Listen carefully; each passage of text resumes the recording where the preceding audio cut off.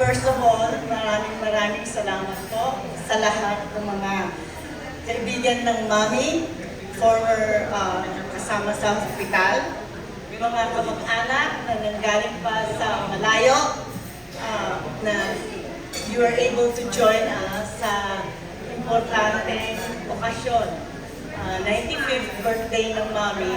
And of course, it's also Mother's Day, so we would like to extend a happy Mother's Day sa lahat ng mothers na nandito. Both yung nandito po at saka yung mga wala na, especially. Kung may makalimutan po ako, pasensya na po, but I would just like to special mention Sinang Tining Balbon, which is Daddy's oldest sister, yung pong mother ni Ate Cynthia at saka ni Ate Der.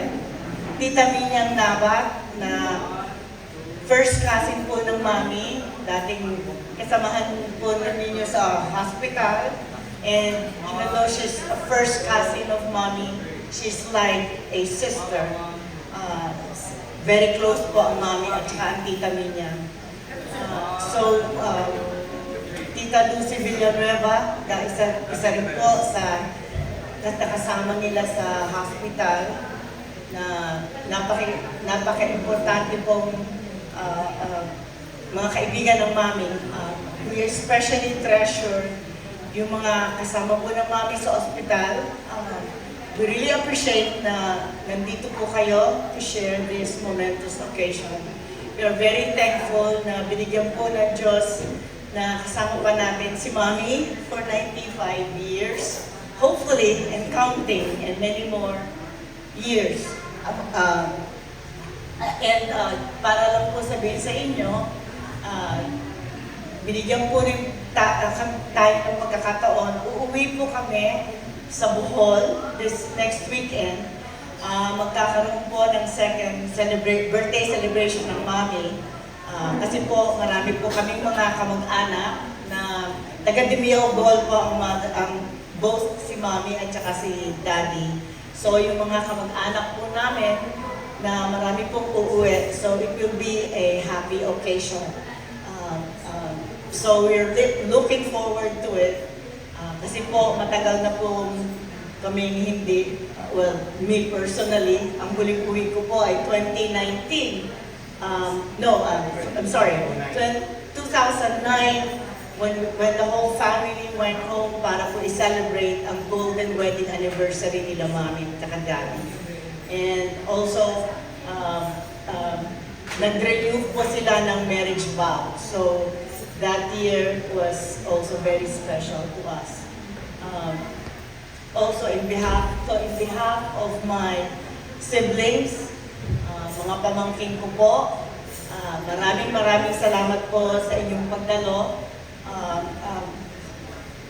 Hindi ko po alam kung paano ko, just know that we really appreciate it, especially mga kayo po na lumaki po kami na mga kapitbahay, kasama ng Mami sa ospital, kasama mga teacher, pupil, mga ka-eskwela. So maraming salamat po at nakadala na kayo and nakasama namin kayo sa happy occasion na ito. Ang nakalimutan ko pala kung i-mention, si Manong Boy Borja, I would just like to mention specifically, kasi po si Manong Boy Borja, I think, hindi naman ata naging general, I forgot kung ano po yung title ni Manong Boy, pero ano po, kapitbahay po namin siya, yung unang bahay po namin sa Type C. Ninong po siya ni late brother Raymond. And I'd just like to share with you, nung pong maliit si Raymond, umiiyak po yan pag pinapatulog. Manong Boy had a jeep at that time.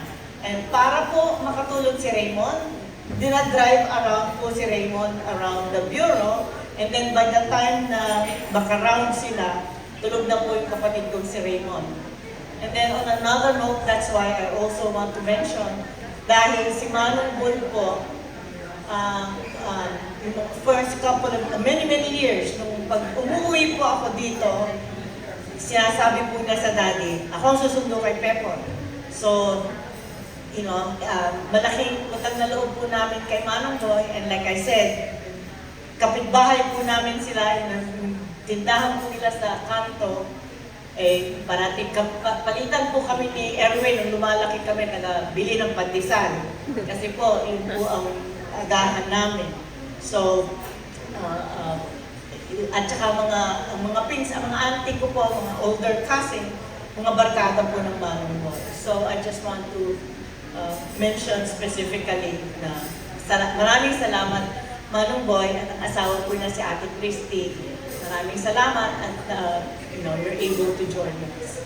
So again, thank you and enjoy the night and mag-ingat. Oh, and I think we're gonna cut the cake. Ngayon po, mag-aano na po tayo.